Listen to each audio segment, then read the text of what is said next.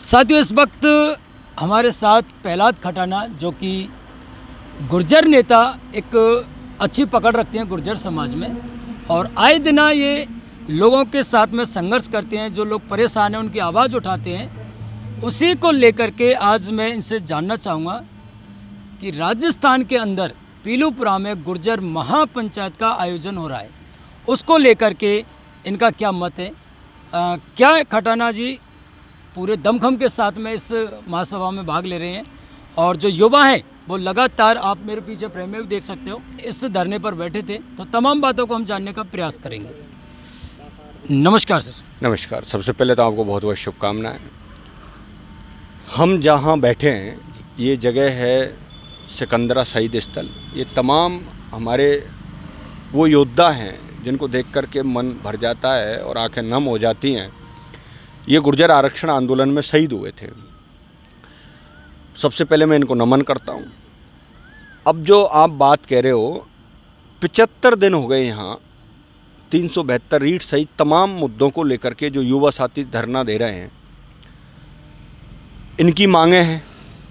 साथ साथ शहीद रूप नारायण जो झींझण गांव से आते हैं, उनका परिवार, वो उनका बेटा, माँ यहाँ धरना दे रहे हैं। साथ साथ सवाल इस बात का है कि सरकार को बने लगभग 17 महीने हो गए।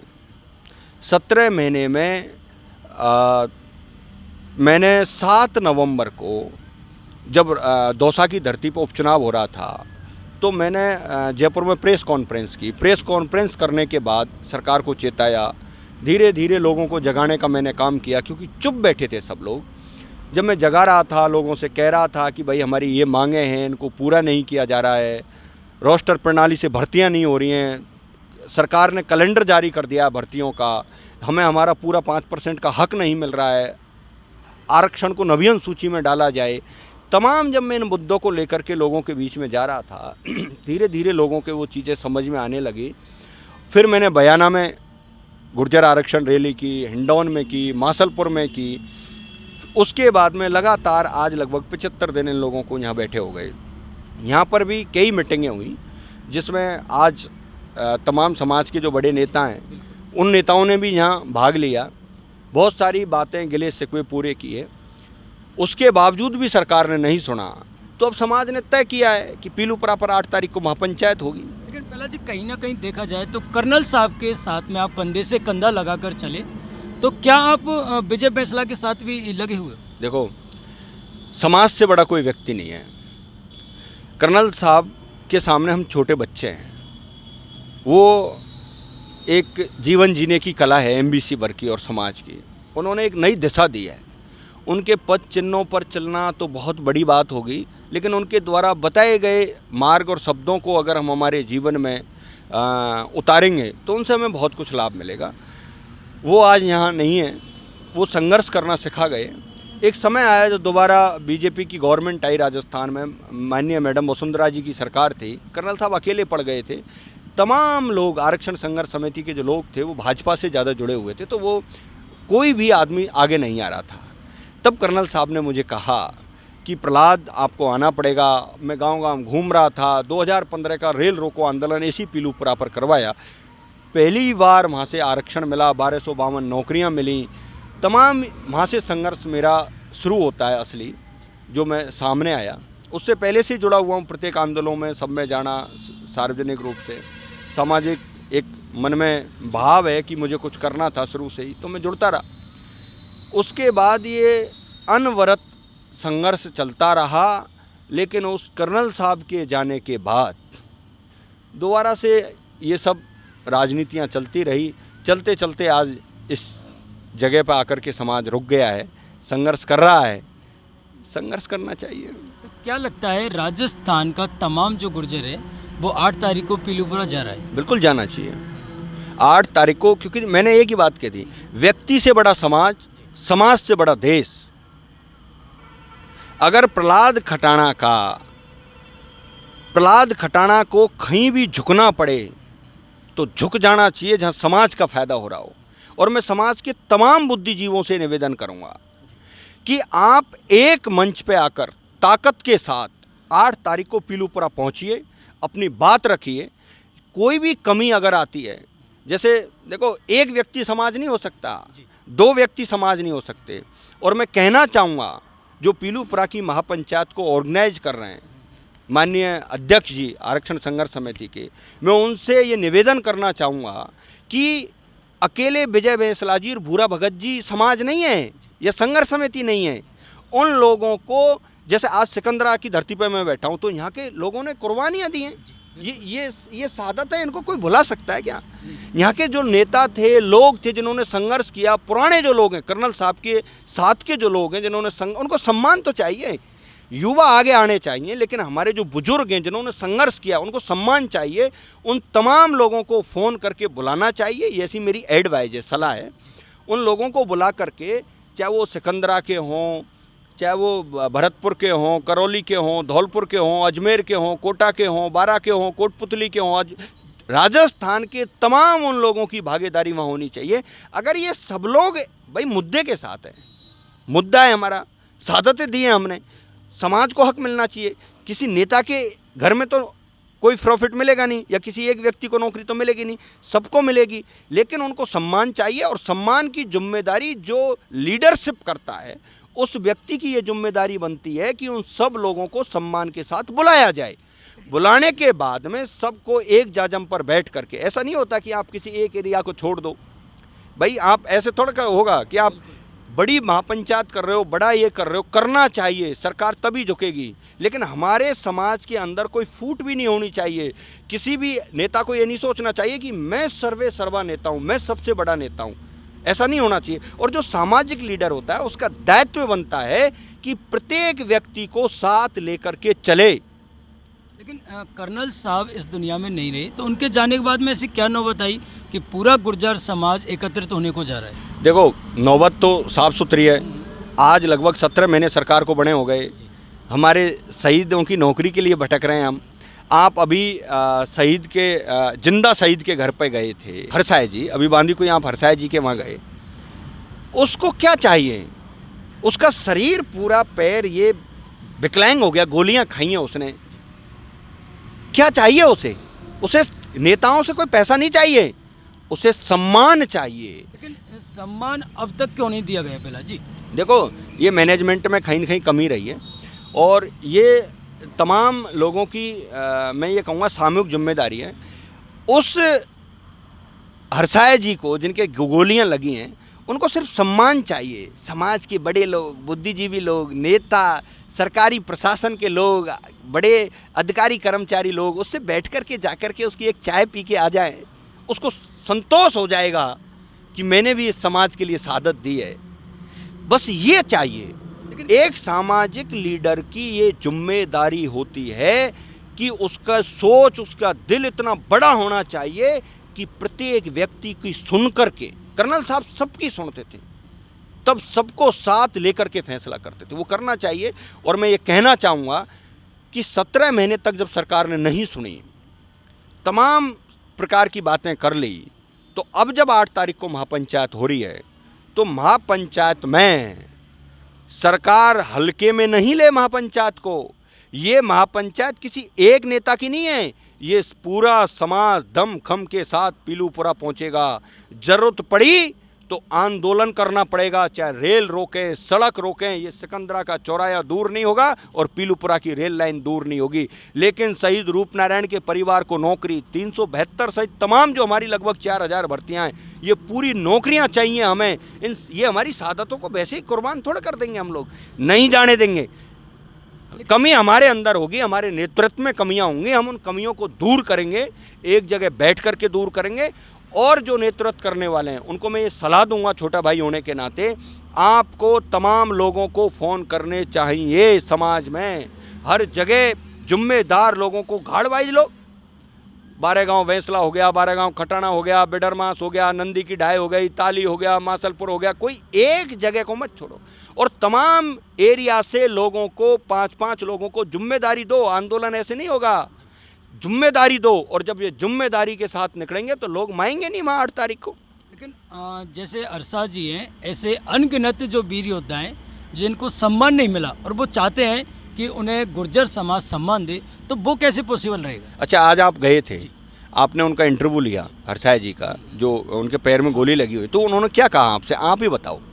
उन्होंने सिर्फ ये कहा था कि मुझे सिर्फ समाज का सम्मान चाहिए, ना कि ये पैसा।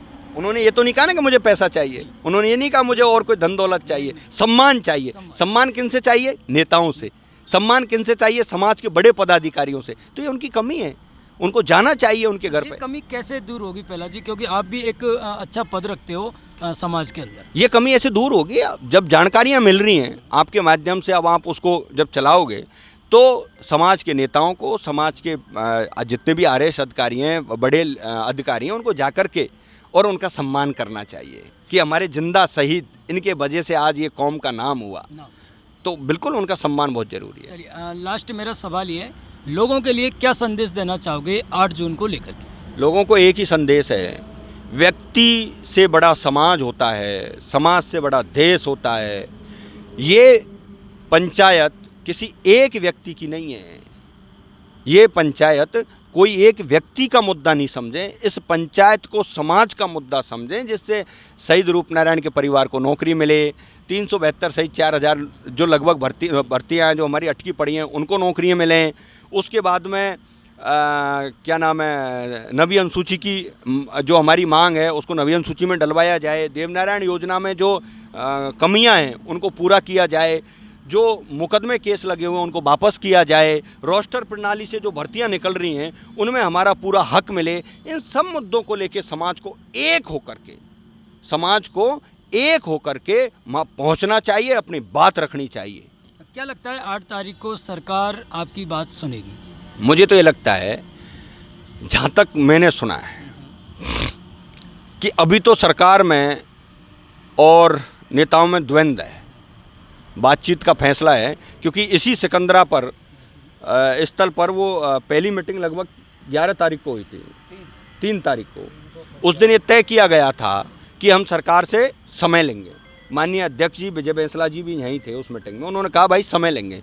तो मुझे लगता है सरकार ने उनको समय नहीं दिया होगा, या फिर समाज के अगर 10-20-50 जिम्मेदार लोग जाते तो वैसे सरकारों की कोई इतनी ताकत और हिम्मत नहीं है जो समय नहीं मिलता। लेकिन पता नहीं वो भविष्य के घर में रह गई वो बातें, क्या कमियां रहीं। अब सवाल इस बात का है, जब सरकार इतने हल्के में ले रही हो और चिल्ला चिल्ला करके लोग कह रहे हों और 75 दिन से शहीद स्थल पर हमारे युवा साथी बैठे हों और शहीद रूपनारायण की विधवा और बेटा बैठा हो और उनको हक नहीं मिले, तो सरकार को हल्के में नहीं लेना चाहिए। 8 तारीख के दिन सब लोगों को वहाँ पहुँचना चाहिए। मैं तमाम मेरे साथी और मेरी टीम के लोगों से भी कहूँगा, वहाँ पहुँचना चाहिए उन लोगों को, और पहुँच करके समाज के साथ मजबूती से अपनी बात रखनी चाहिए और ज़रूरत पड़े तो आंदोलन करना चाहिए, लेकिन हकों को लेकर के रहना चाहिए। हमारे शहीदों की जो शहादत हैं, आज ये आत्माएं ये देख रही होंगी कि आखिरकार ये समाज का होगा क्या होगा इस समाज का। और किसी भी लीडर को मैं चुनाव लड़ाऊं, आगे भी चुनाव लड़ूंगा, विजन क्लियर है मेरा, लेकिन जब समाज की बात आएगी तो समाज के लिए कोई पार्टी बड़ी नहीं हो सकती। मैं तो कहता हूं आदरणीय विजय बैंसला भाई साहब, 8 तारीख के दिन घोषणा कर दो कि मैं भाजपा पार्टी से इस्तीफा देता हूं। माननीय कर्नल बैंसला जी ने, वो दिन मुझे याद है जब मेहरावड़ में पंचायत हुई, कर्नल साहब ने चुनाव लड़ लिया, राष्ट्रीय कार्यकारिणी के सदस्य थे भाजपा के। उस दिन उन्होंने मेहरावड़ में पंचायत करके कहा कि मैं भाजपा के तमाम पदों से इस्तीफा देता हूं, पहले मेरा समाज है। और पंचायत में जब यह घोषणा करी तो समाज जग के आ गया। वो दोहराना चाहिए माननीय विजय बैंसला जी को, और भाई साहब को दोहरा करके ये कहना चाहिए कि ये भाजपा की सदस्यता से मैं खारिज करता हूं, मेरा कोई पार्टी से लेना देना नहीं होगा अगर मेरे समाज को हक नहीं मिला। ये कह करके पटरी पर बैठ जाओ, समाज दोबारा से वही समाज है, वही पावरफुल है। और लोग अपना मन बड़ा करके तमाम लोगों को, चाहे दौसा के, भरतपुर, धौलपुर, जिन लोगों ने संघर्ष किया, अपनी जवानी खपा दी, मुझे 15 साल हो गए, मैंने कर्नल साहब के साथ काम किया है, तो इस तरीके से सैकड़ों लोग हैं जिन्होंने अपना तन मन धन लगाया है। उन सब लोगों को सम्मान चाहिए। जैसे जिंदा शहीद कह रहा था कि मुझे पैसा नहीं चाहिए समाज से, मुझे सम्मान चाहिए, तो इसी प्रकार से जो प्रत्येक नेता आज तक रहे समाज के, भाई अपनी राजनीति अपनी जगह है, राजनीति करो, कोई कांग्रेस में करेगा, कोई बीजेपी में करेगा, कोई अलग पार्टी में करेगा, करते रहना चाहिए। लेकिन जब समाज का मुद्दा है और कर्नल बैंसला जी का जो पगड़ी का जो चिन्ह दे करके गए हैं वो हमारा सम्मान है, उसको हम कभी नीचा नहीं होने देंगे। लेकिन जब व्यक्तिगत हमें लगेगा कि समाज को कोई सुन नहीं रहा है तो किससे कहेंगे? लोग मेरे बारे में कहते हैं अरे आपने ये कहते हो वो कहते हो। अरे मैंने वही कहा है, उनकी जिम्मेदारी तय करी है। जब मैं 7 नवंबर को प्रेस कॉन्फ्रेंस करके जयपुर से निकला, जब मैं बयाना में रैली की, हिंडौन में की, हर जगह, मैं भी चाहता तो नया संगठन बना देता, अलग से संघर्ष समिति खड़ी कर देता। नहीं की मैंने कहा कि मेरा काम है लोगों को जगाना, और उन लोगों को इतना जगा दिया मैंने कि आज मजबूर हो गए 8 तारीख को पीलूपुरा पर महापंचायत करने को और आंदोलन करने को। अब मेरा दिल खुश है। मेरा यही लक्ष्य था। मेरा लक्ष्य ये नहीं था कि मैं किसी पगड़ी को पहनूं या किसी नेतृत्व को लूं, ये मेरा लक्ष्य नहीं है। मेरा लक्ष्य है शहीद परिवार को नौकरी मिले, 372 सहित तमाम भर्तियों के लिए ये लोग बैठे, इनको नौकरियां मिले, रोस्टर प्रणाली से आरक्षण का फ़ायदा मिले, जो मुकदमे लगे हैं वो वापस हो, और आरक्षण को नवी अनुसूची में डलवाने के लिए राज्य सरकार केंद्र को चिट्ठी भेजे। आज तक नहीं भेजी भाजपा वालों ने। और मैं एक बात और कहना चाहता हूं, आज इतना बड़ा नुकसान सहने के बाद सरकार से फिर भी हम सरकार के साथ खड़े रहे। क्या बुरा किया गुर्जर समाज ने? हमारे भी लोग हैं, हमारी भी हिस्सेदारी है, वोट भी दिया है। आखिरकार क्या कमी है? अगर आपको लगता है कि भैया किसी प्रहलाद खटाना में कमी है, प्रहलाद खटाना से सरकार बात नहीं करना चाहती, बुला लीजिए ना। समाज इतना लंबा चौड़ा पड़ा है, बुलाओ। नहीं बुलाना चाहती सरकार, भी डबल गेम खेलना चाहती है। सरकार क्या चाहती है कि कैसे भी करके अपना समय निकलता रहे। तो मैं कहना चाहता हूँ, साफ शब्दों में कहना चाहता हूँ, मेरी भावनाओं से कहना चाहता हूँ, इस पवित्र जगह पर बैठ करके कहना चाहता हूँ, प्रहलाद खटाना जैसे सैकड़ों युवाओं ने अपना जीवन खपाया। मैंने भी मेरी 15 साल की जवानी खपा दी समाज के लिए। मेरा दर्द है ये, और ये दर्द मेरा ये कहता है कि समाज कमज़ोर नहीं होना चाहिए। समाज किसी एक व्यक्ति की जागीरदारी नहीं है। और अगर समाज जब किसी एक व्यक्ति को, नेता एक होता है, उसकी जिम्मेदारी है संघर्षशील लोगों को, जिन्होंने कर्नल बैंसला के साथ काम किया, जो आज समाज में काम कर रहे हैं, तमाम लोगों को बुलाओ और 8 तारीख के दिन इतना भारी तादाद में बड़ी पंचायत करके और घोषणा करो कि रेल भी रोकी जा सकती है। अभी तो समय, घोषणा करो रेल भी रोकी जा सकती है, और सिकंदरा का चौराहा भी रोका जा सकता है, राजस्थान की तमाम जो हमारे पॉइंट्स रहे आंदोलन के उनको भी रोका जा सकता है। और सबसे बड़ी जो बात है, हम न्याय के लिए लड़ रहे हैं। इस समाज को न्याय नहीं मिला। हमारे भी सिंदूर उजाड़े, हमारे भी सिंदूर उजाड़े। क्या हमको भी सिंदूर यात्राएं निकालनी पड़ेंगी? और या तो 8 तारीख के दिन आंदोलन होगा, मैं उसके साथ हूं, मेरी पूरी टीम साथ है, समाज के साथ हूं, और सब लोगों को लेकर के अगर एक निर्णय होगा उसके साथ हैं। नहीं तो अगर सब लोगों को साथ नहीं लिया और कोई न्याय नहीं निकला, और सिर्फ वही एक थोड़ी बहुत अपने आप को अप करने के लिए और राजनीति चमकाने के लिए कुछ नेताओं ने अगर किया, दोबारा से पूरे राजस्थान में फिर निकलूंगा, जगह जगह रैलियां करूंगा, लेकिन समाज को हक मिले, ये मेरी जिद है। और अगर 8 तारीख को पूरा समाज पहुंचता है और बड़े दिल के साथ में एक बड़ी पंचायत होती है और आंदोलन होता है, हम उसके साथ हैं, हम समाज के साथ हैं, मुद्दे के साथ हैं, हमें हमारा हक चाहिए, इन शहीदों की आत्माओं के साथ हैं। साथियों, ये थे हमारे साथ में प्रहलाद खटाना, जिन्होंने सीधे शब्दों में बता दिया है कि हम सिर्फ समाज के साथ हैं, और 8 तारीख को महापंचायत में देखा जाएगा क्या निर्णय होता है। तो बने रहिए हमारे साथ में, तमाम अपडेट देते रहेंगे। जय हिंद, जय भारत।